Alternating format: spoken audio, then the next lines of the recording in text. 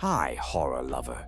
Tonight we're diving into three terrifying tales, all fictional, but so twisted and detailed they might as well be real. A graveyard where the dead were harvested like relics. A porcelain mask that didn't just mark death, it predicted it.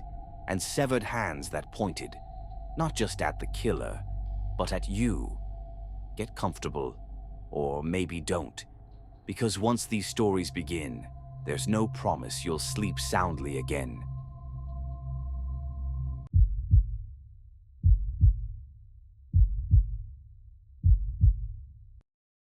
My name is Dana Collins. I work for the county coroner's office in Hudson Valley, New York. I'm not a detective or a cop. I don't carry a gun or solve murders. I just deal with the aftermath, bodies, paperwork, and occasionally, exhumations. The case that changed everything started with a phone call. A woman named Julia Reinhardt had been trying for months to get permission to exhume her father's body. He had died under suspicious circumstances during the pandemic, and because of strict regulations at the time, his funeral had been handled without a full autopsy or family viewing. Something about the timeline didn't sit right with her. We got the green light in September. I was assigned to oversee the exhumation at Green Hollow Cemetery. It was supposed to be simple: dig, recover, document. But what we pulled out of the ground wasn't Mr. Reinhardt. The remains inside the coffin were wrong. For one, the body was missing several bones, vertebrae, ribs, and both femurs were gone. Even more disturbing, the skull belonged to someone else entirely. It was smaller, possibly female, and based on dental records, definitely not her father. We halted the dig and called the sheriff's office. What followed was a quiet panic. The cemetery was shut down, and over the next 2 weeks, we exhumed 8 more bodies at random. 5 of them had been tampered with. In 2 cases, the entire coffin had been replaced with cement bricks. At first, they suspected grave robbers. That theory didn't hold up, though, because the jewelry and valuables were still buried with the bodies. Only bones were missing, cleaned, sometimes even polished. That's when someone remembered Robert Kirsch. He had worked at Green Hollow Cemetery for nearly 20 years. Officially, he was a technician. He handled digging, maintenance, and grave prep. People described him as quiet and dependable. He died of a stroke 6 months before Julia's request. No family, no next of kin. Just an old maintenance shed where he lived alone. I went with the sheriff to check it out. The shed was unlocked and the inside looked like any other groundskeeper's quarters until we pulled up the floorboards. Beneath the wooden planks was a trapdoor that led to a narrow dirt tunnel. The air down there was cold and stale. We followed the path until we reached a small underground room, maybe 10 feet by 10. That's when we saw them. Bones. Hundreds of them. They were arranged in patterns. Some were stacked like trophies on makeshift shelves. Others were tied together with fishing wire, forming crude, abstract sculptures. A human spine had been threaded through what looked like piano keys. Femurs had been sanded down and engraved with tiny numbers. Dates, maybe. There was a chair in the corner, and next to it, a logbook. I read the first few pages. Each entry listed a grave, a date, and a detailed note about which bones were taken and what condition they were in. He had been doing this for over a decade. He documented everything down to the hour of the dig. Some entries mentioned imperfections or poor mineralization, like he was judging the quality. But it was more than obsession. There was a purpose to it, at least in his mind. One entry still haunts me. It said, RM, September 2019. Excellent preservation. Skull intact. Emotional resonance strong. Dreams returned that night. We never understood what he meant by that. Emotional resonance. Dreams returned. Maybe he believed the bones carried memories, or maybe he thought he was building something greater. Whatever the case, this wasn't just about collecting. It was ritual. In total, we recovered partial remains from at least 27 individuals, some going back 15 years. Most of them had been buried in Green Hollow. A few came from cemeteries across the county. There were no signs of forced entry into the other graveyards. That means Kirsch had keys, access, maybe even help. One of the worst discoveries came later, during the autopsy of Kirsch's own body. The coroner found that 2 of his ribs weren't human. They had been replaced with carved bone fragments that belonged to someone else. The bone had fused into his chest. He had surgically implanted them into himself. People stopped burying their loved ones at Green Hollow after that. The cemetery was officially closed and fenced off. I don't know if Kirsch was insane or if he was trying to become something else entirely. But I do know this. Bones should stay in the ground. They're not meant to be displayed like art.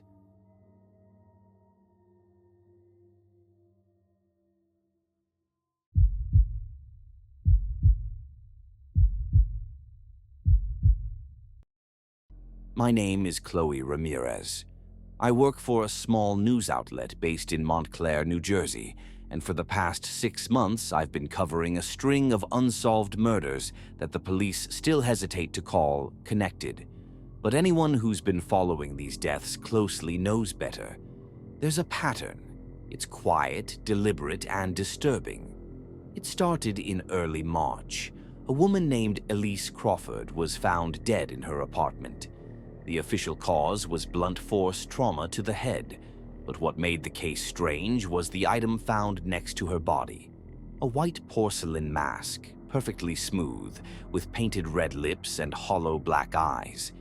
The police initially thought it was just a creepy souvenir, or maybe something the killer brought to taunt investigators. There was no sign of forced entry. 3 weeks later, a man named Ryan Tate was killed in a parking garage 2 towns over. Again, blunt force trauma. Again, a porcelain mask left beside him. But here's what caught my attention. When Ryan's sister spoke to the media, she mentioned something chilling. She said the mask looked like it had her brother's features, as if someone had sculpted it to resemble him. By the time the 3rd victim was found, a high school teacher named Grace Leong, I had already started keeping a private file on the murders. Grace was found in her classroom late one night. Same mask, and this one looked like her too. Smooth, pale ceramic molded with careful detail, arched eyebrows, soft cheekbones, and even the faint hint of her dimple. The police wouldn't comment on the resemblance, but I got in touch with a forensic artist who confirmed it. These weren't store-bought masks. Someone had crafted them with precision. Whoever the killer was, they spent time observing each victim, watching, studying their faces closely enough to recreate them in porcelain. Then came the twist no one was ready for. After the 5th victim, I got an anonymous envelope in the mail. No return address. Inside was a single photograph, a porcelain mask. At first, I thought it was just another photo of the evidence I had already seen. But the longer I looked at it, the more my stomach turned. It looked like me. The shape of the mouth, the eyebrows, even the small scar near the corner of my left eye, all there. I showed it to my editor. He thought it was a prank. I didn't. I started locking my doors twice, changed my route to work, and stopped posting anything about my location online. 2 days later, I found a second envelope. This time, it wasn't a photo. It was a mask, wrapped in brown paper, sitting on my doorstep when I got home from work. Identical to the one in the photo. Cold to the touch, smooth and perfect. I nearly dropped it. I called the police. They opened a formal investigation but didn't take it seriously. They said it could be a fan trying to scare me. They put a patrol car outside my building for 2 nights. That was it. I felt like I was losing my mind. Every time I walked past a mirror, I wondered if I would see someone standing behind me. Every creak in my apartment made me jump. I couldn't sleep. I started drinking more coffee, barely eating. And then, just when I thought maybe it was over, the sixth victim was found. A librarian named Tanya Bloom. Her co-workers found her body in the archives room, and beside her was the mask. It didn't take long for the detectives to confirm it. It was me. That mask, the one I had received, was left at Tanya's crime scene. The killer had made the mask in my image and used it as a calling card, which meant they had changed their pattern. They weren't just making masks of their victims anymore. They were making masks in advance. The next victim had already been chosen, and that person was meant to be me. I went into hiding. I took a leave of absence from work, stayed with my cousin upstate, and stopped answering unknown numbers. The police assigned a detective to stay in contact with me, but I could tell they didn't know what to do either. For 2 weeks, nothing happened. Then someone tried to break into my cousin's basement. They didn't take anything, but they left something behind. A small piece of broken porcelain, just one fragment, left carefully on the basement floor. That night, I realized something awful. This person didn't just want to kill me. They wanted me to feel it coming, to be afraid, to watch my own death get closer, one mask at a time. I went through every article, every piece of footage, every case note I had collected, and I found it. A tiny connection that the police had missed. All 6 victims had been featured even briefly in local media. Elise had been in a charity profile. Ryan had been photographed at a political rally. Grace had done a short TV segment about education reform. Even Tanya had her picture printed when the library got renovated, and I had been reporting on all of it. He wasn't just following random people. He was following the people who appeared on screen, people who were watched, who had their faces made public. The mask wasn't just a trophy, it was a promise. So I decided to fight back. I gave an interview, a live one, national TV. I looked straight into the camera and said his name. I said, "Whoever you are, I know you're watching, and now everyone's watching you." The murders stopped after that. There were no more masks, no more envelopes, no more deaths. But I know he's still out there. Somewhere in a dark room, there are more masks. Maybe one of them looks like you. Maybe he just hasn't delivered it yet.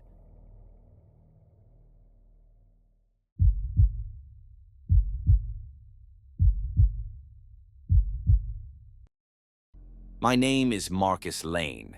I used to be a crime scene photographer for the NYPD. For over 15 years, I saw things most people couldn't imagine. But there's one case I never talk about unless someone really insists, because it didn't make sense, because it still haunts me. We called him the Phantom Fingers. He never left a body behind, just a severed human hand. Every time, the hand was clean, almost surgically removed. But what made it truly disturbing was the pose. Each hand was deliberately positioned to point in a specific direction, toward the next victim. The first case happened in Rochester. An elderly man named Howard Finch was reported missing by his daughter. The police found his apartment untouched, TV still on, keys on the counter, no sign of a struggle. But in the kitchen sink, resting on a white dish towel, was a human hand. It was not his. The fingers were pointing to the back window, which faced an alley. About 50 feet down that alley, we found a trash bin behind an auto repair shop. Inside it was a second hand. This one had a wedding ring and deep scars on the palm. It was pointing toward the next street over. I followed the trail with the investigators, taking photos as we went. It was surreal, like we were playing some twisted scavenger hunt. The third hand led us to an abandoned house 4 blocks away. Inside, in the bathtub, they found the first body, or rather what was left of it. A torso with no head, no legs, and no arms. You might think it was some kind of gang message, maybe someone trying to taunt the police, but there was no blood at the hand drop sites. That meant the limbs were removed elsewhere. Whoever did it took their time, cleaned the wounds, then placed them in exact positions. Every fingerprint was scrubbed, every nail clipped short. The hands weren't just evidence, they were tools. The media went wild when the second case broke 3 weeks later. Same pattern, this time in Utica. A dog walker found a hand on the sidewalk, pointing toward a bike trail that led out of town. By the time we followed the trail and reached the next site, the killer was already gone. But the pattern had begun. Over the next 6 months, 5 more cases appeared across upstate New York. Different towns, no clear connection between the victims. Men and women, different races, ages, professions. But every time, no body, just a hand pointing to the next crime scene, and always one step ahead. What made things worse was how quiet he was. No messages, no demands, no phone calls, just those hands. I started noticing something else too. The way the hands pointed, it wasn't just direction, there was intention. One was posed dramatically, elbow bent just slightly to give the impression of urgency. Another had the pointer finger resting on a matchbook with the address of a motel scribbled on the back. This killer wasn't rushing. He was performing.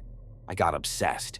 I started going over every photo I had taken, zooming in, looking for tiny details. That's when I noticed something no one else had. In 3 of the cases, the same scar appeared on the wrist, like the same hand had been used more than once. I brought it to the lead detective, Ramirez. He didn't like the implication. If he's reusing the same hand, Ramirez said, then he's storing them somewhere. And if he's storing them, we're dealing with something way sicker than we thought. That changed everything. We expanded the search, looked at old, cold cases. And sure enough, we found something buried in the files. A string of disappearances that started 10 years ago. People who were never found but lived in rural areas near where the hands had been found. One of them, a woman named Cheryl Mendel, had been a biology professor. Her husband died in a car crash 5 years before she vanished. They lived in a farmhouse outside of Oneonta, and she was reported missing after not showing up for class. No sign of struggle, nothing stolen, just gone. Her wedding band was identical to the one found on one of the severed hands.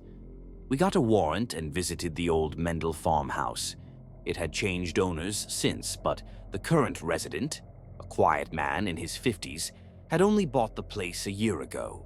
The cellar was still sealed. He hadn't even opened it. It took us 3 hours to clear out the rubble and moldy furniture blocking the door. Inside, we found a hidden cold room built beneath the foundation. Whoever had constructed it had gone through great effort to make sure it stayed hidden. Inside that room were 6 industrial freezers. 5 of them were empty. The 6th had been duct-taped shut. Inside were hands, dozens of them, preserved in individual plastic bags, each labeled with a date and a number. Many had initials carved into the fingernails. Some had tattoos. One had a bracelet with a baby's name engraved on it. It was like walking into a museum curated by a ghost. We started matching the prints and scars. Some belonged to missing persons never tied to the case. Others matched the ones we had already recovered. It confirmed our worst suspicion. The killer was using a rotating collection of hands to send messages, like a sick signature. But there was still no sign of him. We posted surveillance near the old farmhouse, thinking he might return. He never did. But 3 weeks later, a janitor at a rest stop found a hand propped on a vending machine, pointing toward the nearby hiking trail. Same pose, same clean cut. This one was fresh. We followed the trail again. It led into the woods, winding through switchbacks until we reached a cave opening. Inside, we found ropes, chains, a surgical table, and blood. Lots of it, but no killer, no victim, just another hand. This time it was holding a photograph, black and white, slightly torn. It showed a little girl standing in front of a house, holding a stuffed rabbit. On the back, someone had written, She knew too much. We never found out who the girl was, but that image haunted every officer who saw it, especially me. I still dream about that cave sometimes, the way the air smelled, like rust and cold stone. After that, the killings stopped. No more hands, no more trails. The case went cold. They say maybe the killer died. Maybe he moved. Maybe he got bored. But I don't think so. I think he finished what he started. And every time I pass a construction site or drive by a forest road late at night, I wonder if someone else will stumble onto the next trail, if another hand will show up. Pointing, always pointing. And I pray it doesn't point toward me.